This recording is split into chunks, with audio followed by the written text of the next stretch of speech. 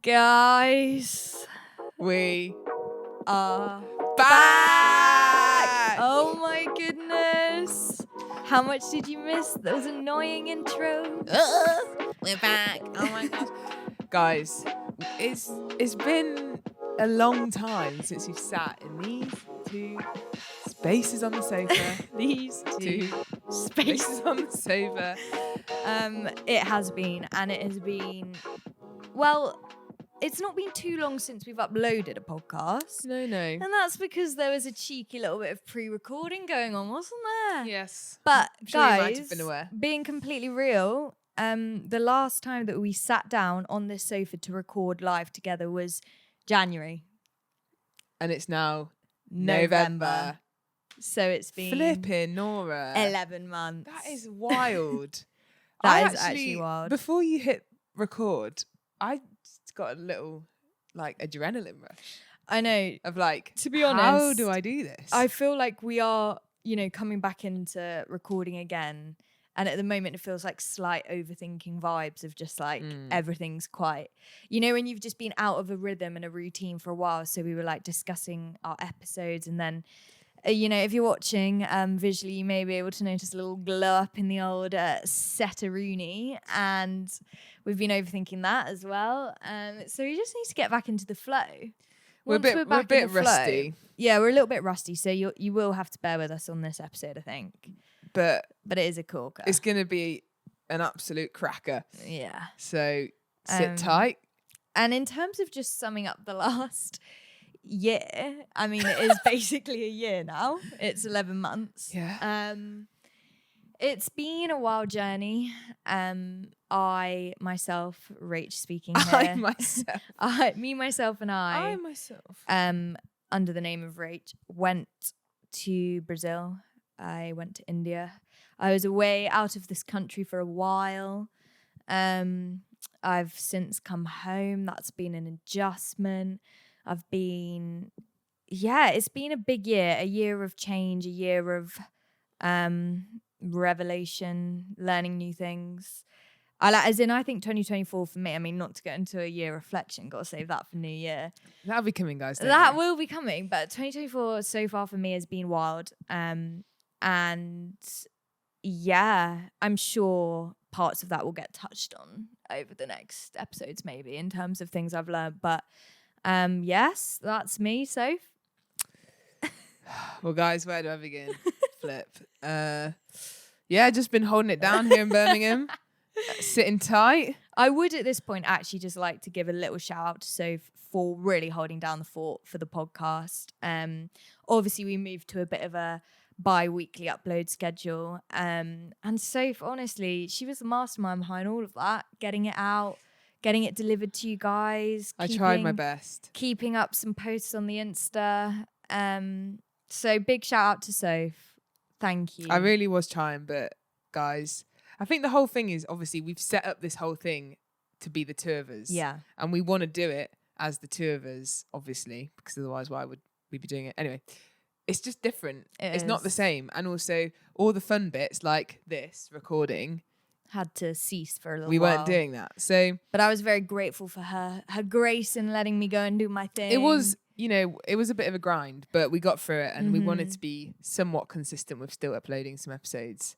So I hope you enjoyed those. Yes. But it's good to be back together. It is back. And to be honest, we've only, been doing this podcast now for just over a year. And obviously 6 months of those I've been away.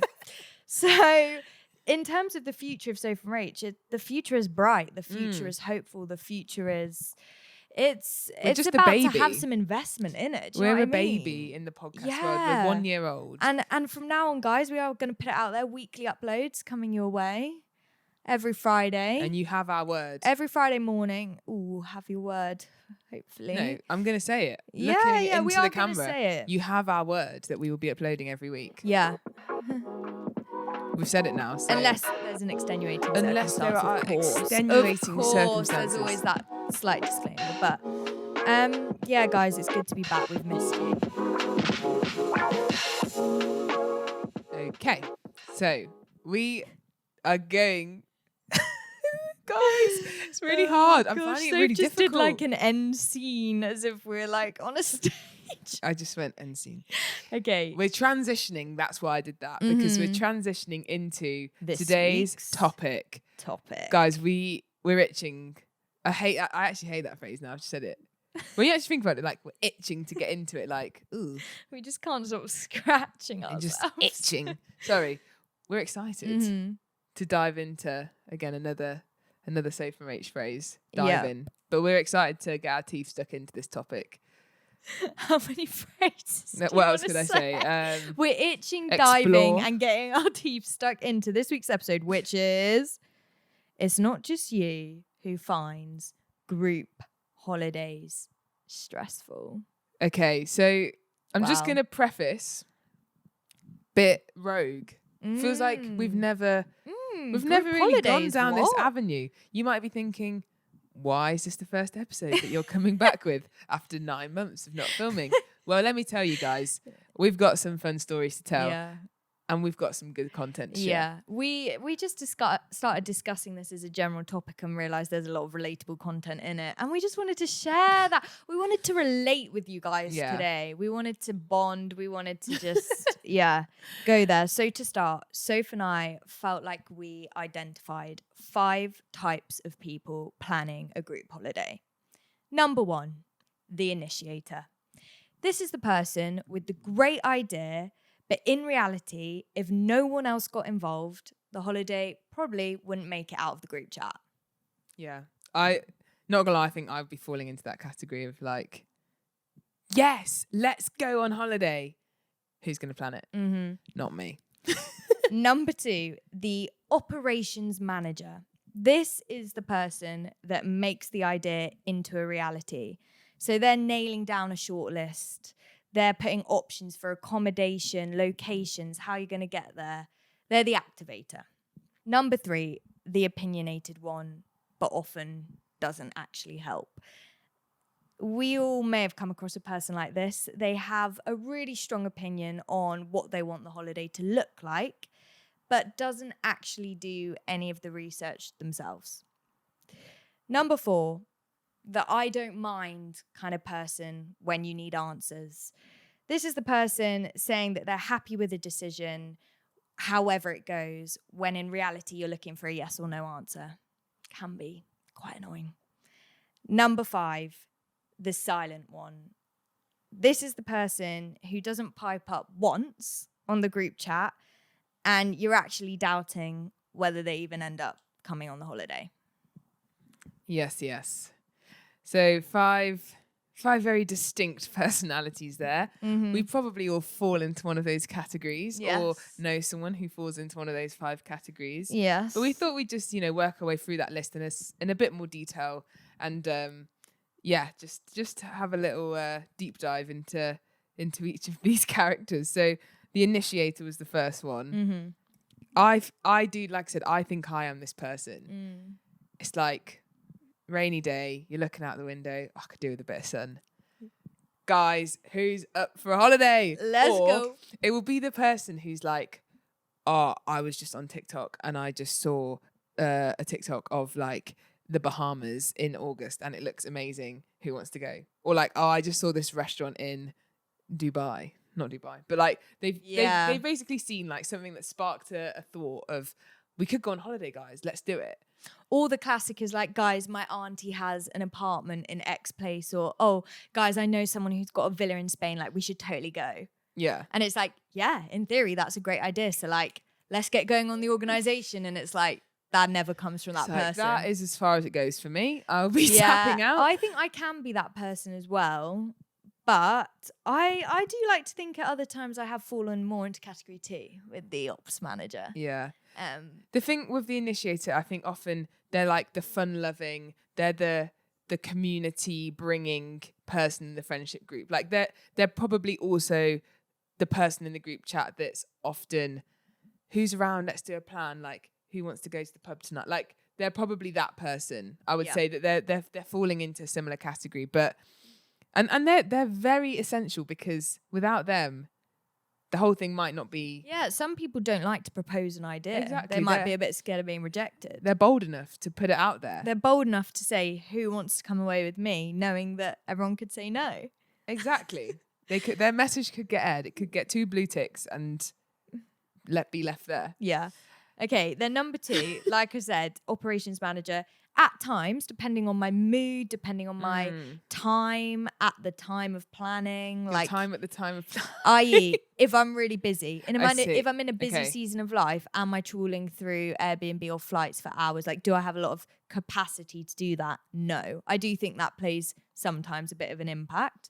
If someone's super busy or they're away or they're, then it's harder to get your planning brain on. But the operations manager, I just feel like we all have one friend like that who, well, it's helpful if you do, who is just like the CEO of like basically trawling through the internet. But they're also just so on it. Like, we're going to go into this when we get there, but it's like they are the person who, like, almost holiday dad mode, right? Everyone needs to be at the airport at this time. Give me a passport, so I'm going to put them in a plastic wallet.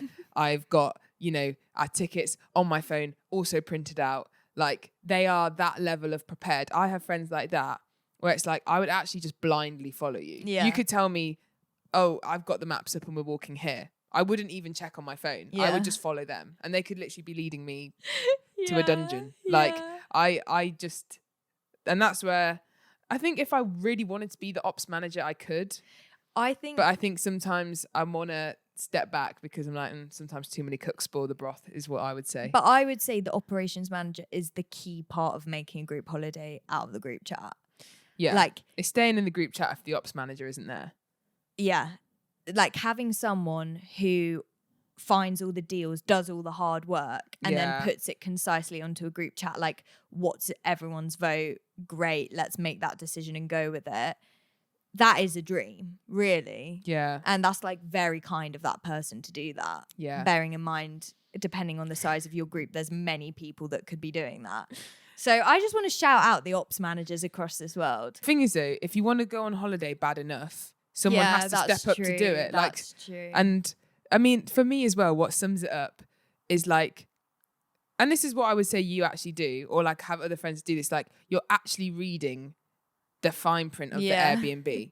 You're actually going through and looking and saying, oh, actually, we have to leave at 10 a.m. on Sunday and our flight isn't until 7 o'clock. So what are we going to do? Like, whereas I would just book it and then be like, oh, flip. I'd read it the morning of. Yeah. Oh, flip. I need to be out in 45 minutes. What am I going to do for the next 8 hours while I'm waiting for my flight? That's the person you need. You need that level of prepared.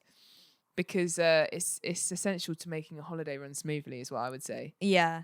But even just stuff like, oh, guys, have we looked? The Airbnb is actually a 5-hour drive from the airport. Yeah.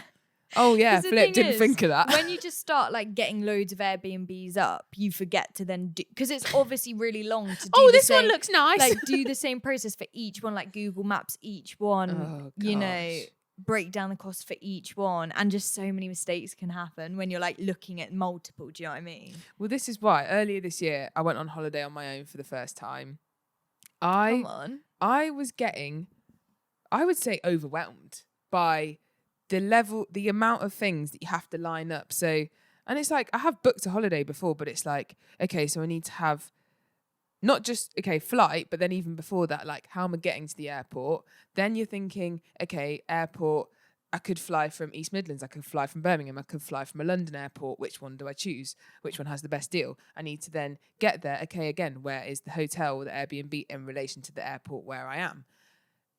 I literally got so overwhelmed. I was like, mate, I'm just booking a Jet2 package holiday. Honestly, I don't have to think about it. So much organisation is involved, particularly when it's for like 5+ people. That's for one person. This is what I mean. And that's why you can see travel agent, it's a whole job. That's not my job. And that's why, leading on to the third one, when people don't really pull their weight in a group and like have a strong opinion about, where we should be going or what we should be doing, that's where they just don't quite line up for me. Well, I think personally, you can have a strong opinion by all means. Well, it works either two ways. You can either have a strong opinion and do some work, or you can not have an opinion and stay quiet and just transfer the money when it comes to booking it. Which a lot of people do that as well. Again, it's slightly like, right, guys, we're all trying to get away here, aren't we? It's not just one person. So maybe like let's all have a little scan for Airbnb. But at the same time, I sometimes feel like this, where it's like, okay, but if you're going on holiday with 6 people, if 6 people start flooding a chat with options, it then becomes almost like overwhelming. But I see it as more of a tag team, because we've all been there where like someone goes and does a deep dive, sends some Airbnbs in, or some hotels or some flights, and then maybe none of them are sorry, I thought you said awesome hotels, awesome flights then. I did. Awesome. No, awesome. No, not like, awesome. I've never heard you say that word before. Awesome hotels, awesome flights. Awesome. No, I mean or some.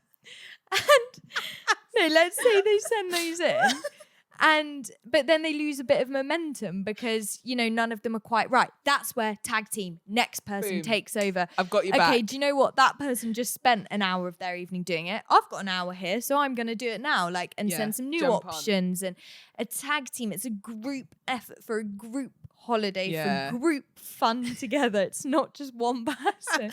Do you know what though? I say I'm going to look into the camera and say, don't be this person. Don't be number 3. Okay, don't be this person where this is the ultimate worst thing you could do as this person. You're going on a group holiday. There's 6 of you. Everyone happy with this option. You've been, again, think of the work that's gone on behind the scenes to get to this point anyway.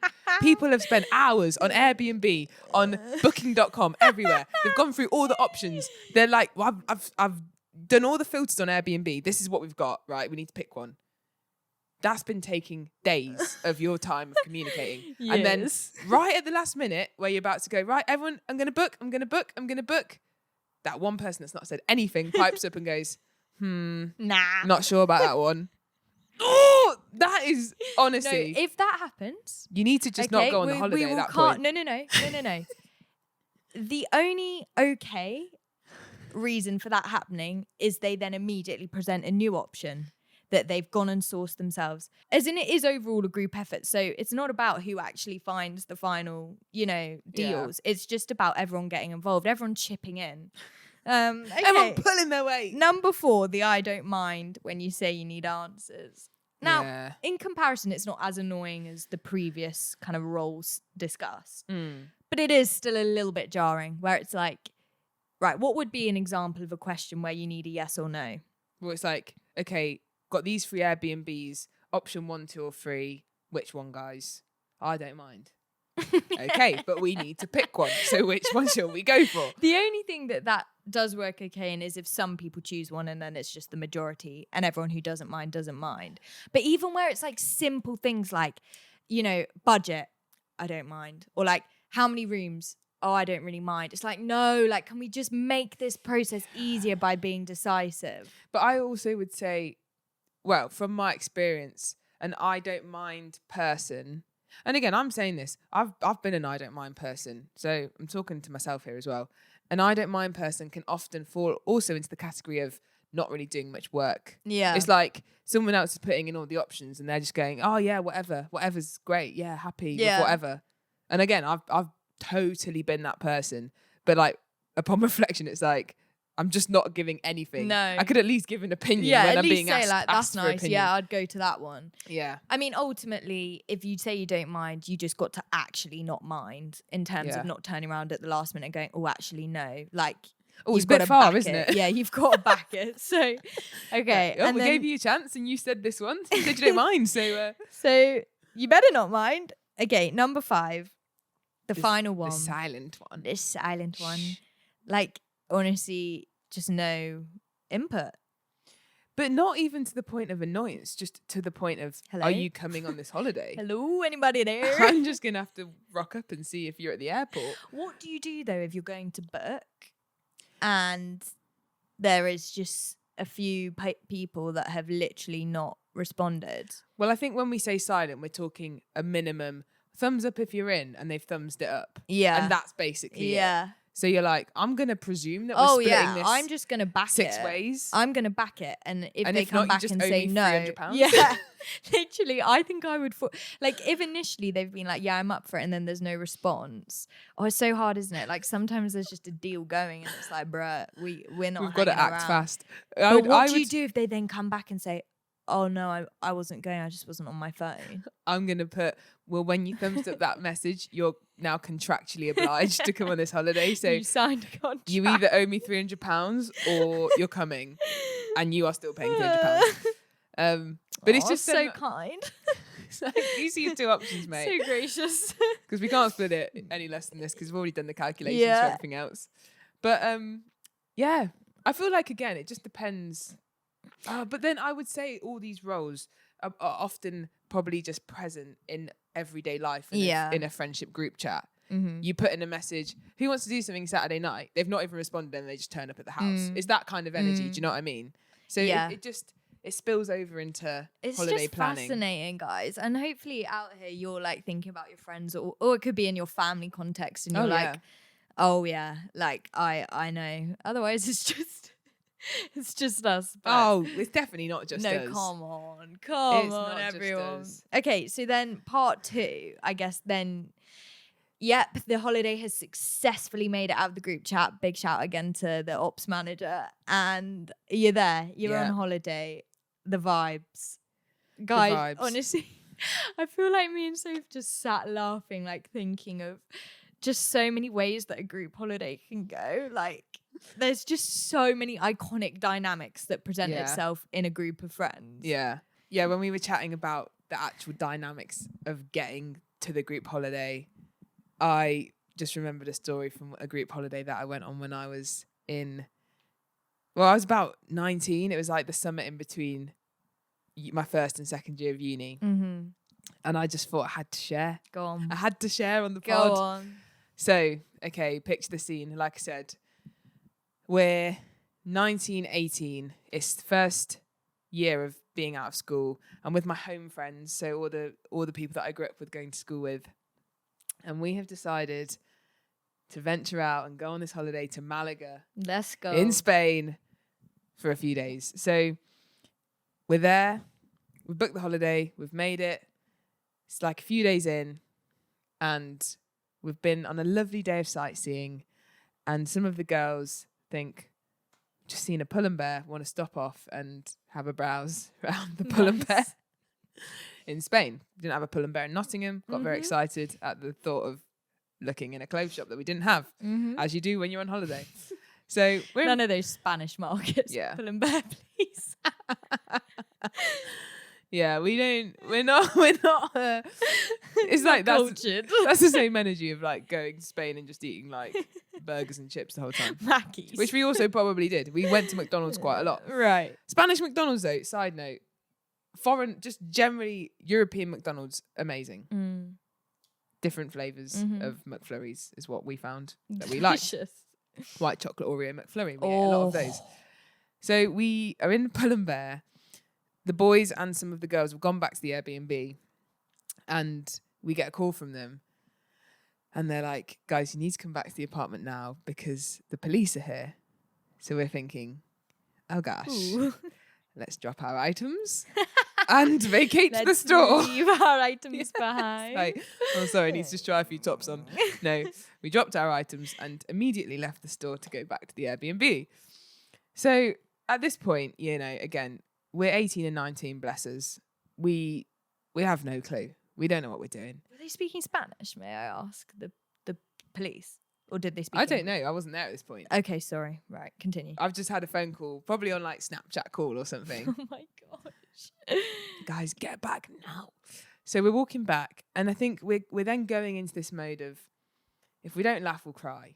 So we start making some jokes about the fact that the police are there. Like, just like, lol. Well, I don't know. You know, you're just like making a joke out of it because you're like, this could be quite serious. And if we you've got no idea why they're there at this point? Like, yeah, okay. I think they've just said on the phone, just get back now because the police are here. And I think they're trying to then text and piece everything together. So we get to the apartment. It's like in this big apartment block, so we have to get a lift to go up. it's like quite an old building. I remember getting this lift, and there's like another woman in there, and again, we're still just making these jokes like, oh, lol, the police are here, haha. And then we get out of the lift. This woman also gets out of the lift, and it turns out that she's the Airbnb host of our Airbnb. So we've just been stood in this lift and going, oh, the police are at the apartment. And she's probably just stood there thinking, yeah, my apartment that I own, that I'm letting you rent. Get there, all the kind of neighbours on the same floor, like poking their heads out the door. And essentially what's happened is one of us, still don't know who it was, didn't get to the bottom of that, had left the front door open of the apartment. And because we'd left the inside of the apartment so messy, they thought that the apartment had been burgled, and so rang the police. So obviously, you know, in some ways you're like, okay, phew, nothing really bad has actually happened. But at the same time, the Airbnb host is now here. Oh, and my we've goodness. left this apartment in a state. So a few of us are trying to stall the Airbnb host in the kind of foyer, while the rest of us go into the back of the apartment where all the bedrooms are. And when I say frantically throwing clothes, so because I think there was 9 of us on this holiday, we'd been rearranging all the rooms, like moving, like we've been like, take this mattress off this bed, we'll put it in this room, we'll like, oh yeah, move this here, move that there. You know, been going on these nights out, so like there's clothes everywhere. No. I think there was maybe even a mattress on the balcony. Can't remember why, but we are shoving clothes into suitcases, shoving stuff under beds, because we're like, literally in 10 seconds she could walk into these rooms, because she's just turned up and is probably going to think, well, I want to look at the apartment. So anyways, that all happened. I think we managed to she just didn't come into the bedrooms, praise the Lord. And I think she left. But then also what happened was, after all of that drama calmed down, someone, again, still don't know who, chipped the edge of the cooker. Oh, so gosh. Like a glass top electric Guys, cooker. if this isn't a put off to ever rent your house out on Airbnb, I don't know what is. Yeah, she just took a picture of it, put it on the Airbnb chat, and was like, you owe me £200 at the end of the week. Could have been worse. Yeah. Between Can 9 I of just you. ask what Airbnb rating she gave? I don't know, mate. You It wasn't on my guys. account, so. And again, that's part of the whole deal of being involved in the planning. Who's going to book the Airbnb on their account? Because if it goes horribly wrong, your name's on it. You're getting blacklisted. Yeah. On Airbnb. Yeah. Oh gosh, that is awful. So that was isn't great. It, though? It's a great holiday though. I mean, yeah. But I feel like also it's the age thing, isn't it? Because even now for me, I mean, I feel like, I like going to an Airbnb, I would be trying to, you know, just the energy of like, you're older, you're more mature, like you want to keep it nice for them. You don't want to damage anything. Like, do you remember when we went to Devon and we literally broke every wine glass I think that they had? In Devon? When was that?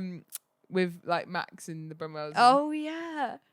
Yeah. No, but that was the wine glasses. Yeah. I don't know also what they was had wrong with they had them. a dishwasher that was proper dodgy, and anything you put in it just came out broken. Yeah, we were like it's not like we're being like raucous or anything. Like we're just washing glasses. It was never from anyone dropping it or kicking it. But I feel really bad for like, I don't know why, I just feel bad for hosts that rent out their houses and then it's just like, mate, they're making money. I know, but anyway. Well, I mean, that's quite iconic, isn't it? Yeah.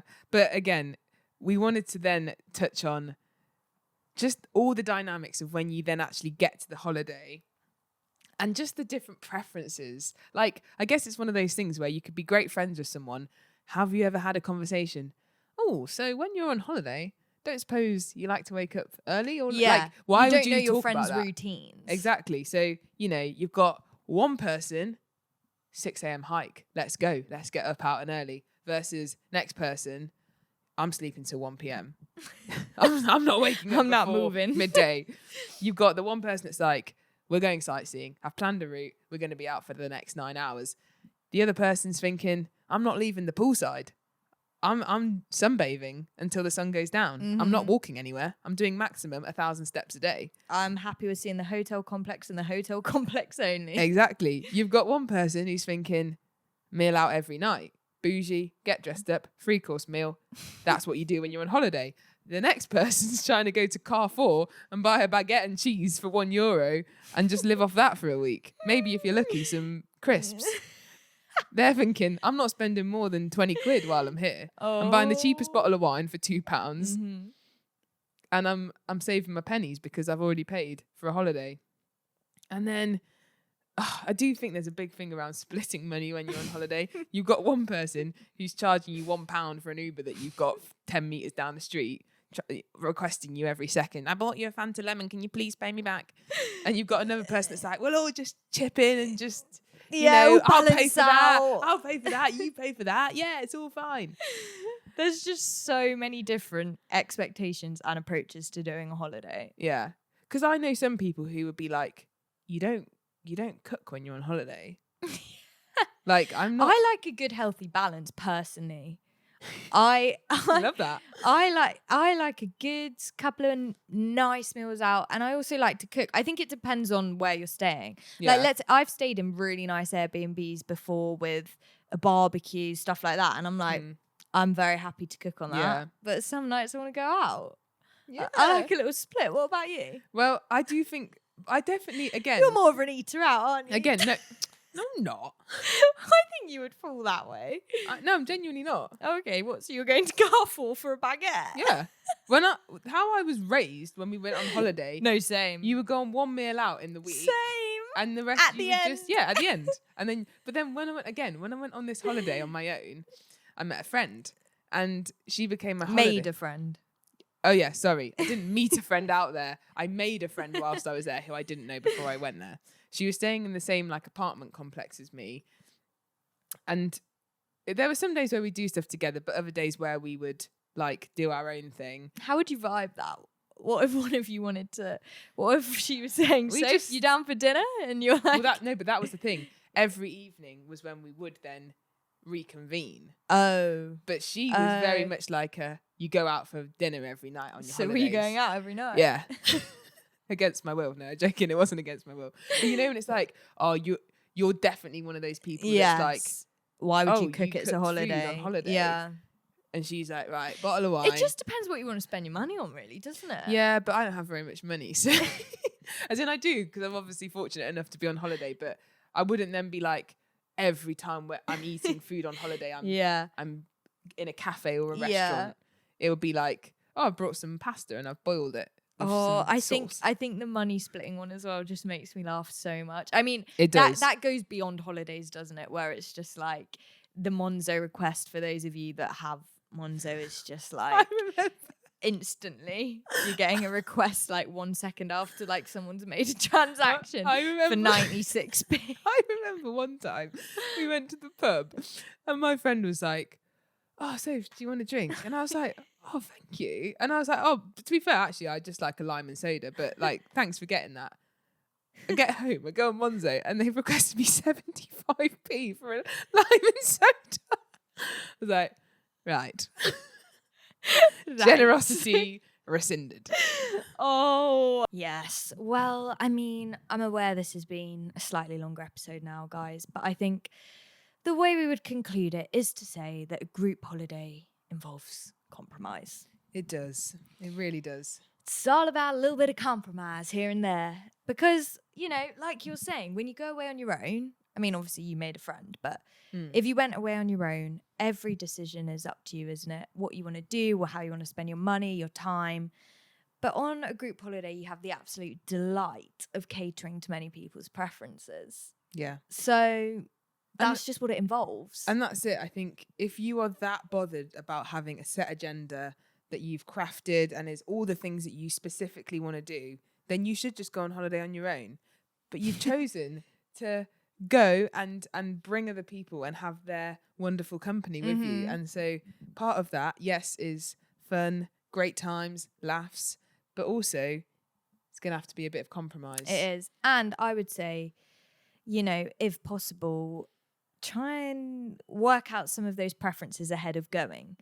Just to measure expectations. What's the word? Measure expectations. Manage. Manage expectations. You know, like work out if you're someone that loves to get up and go on a run. Is there anyone you could do that with? You know, what are people's vibes for food? Are you going to do a food order ahead of time? Are you going to go shopping? Are you going to go out? Like, I think the more you can know ahead, the better, just to prepare yourself.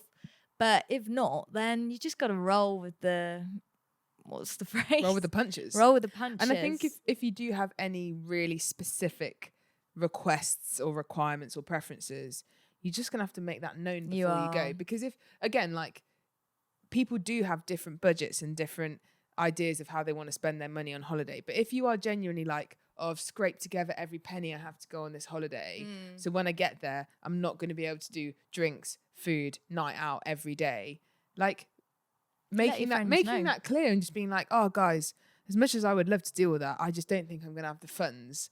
And, you know, I don't want to go and almost for you to have an expectation that I'm going to be able to do all that. And I think if, you know, if they're good friends, then they go, yeah, of course, like, we can work something out, or, you know, we can do a bit of both, or, you know, oh, I'm happy to like chip in £10 so you can like come and do this thing with us, or, you know, I think it's all about, rather than getting there and then being either disappointed because people aren't doing the thing you want to do, or, you know, you're kind of feeling stressed about managing all these different friends, you know, ideas of preferences and you know, if you can have those conversations before, does you a world of good. Amen. Amen, sister.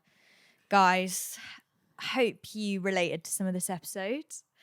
Hope you enjoyed it. Hope you enjoyed listening to our voices once more. Yes. We've got some great episodes lined up. So stick around. Yeah. And the moral of the story is compromise is and sacrifice. Key. Yeah. And also, just to say, some of our best holidays have been group holidays. Oh, yeah. Absolutely love them. Like, actually, I think that is one of the most bonding things you can do with your friends. Oh, yeah. All the chaos is worth it, guys. Like, right now, if you're in the thick of planning, just know when you're out there, you're having a laugh, you're all together, you're going to love it. That's memories. That's lifetime memories. That's core memories being made formed. forever, okay? Like, I can remember that story of the police turning up at the apartment clear as day. You're going to tell, you know. I'm going to tell my children that. Yeah. Cool. Right. All right then, everyone. Your mum was cool. Your mum was so sick. No, it's not cool to have the police turn up your Airbnb, is it safe? Not if it's on accident. Yeah, but for the plot makes a good story. All right then, everyone.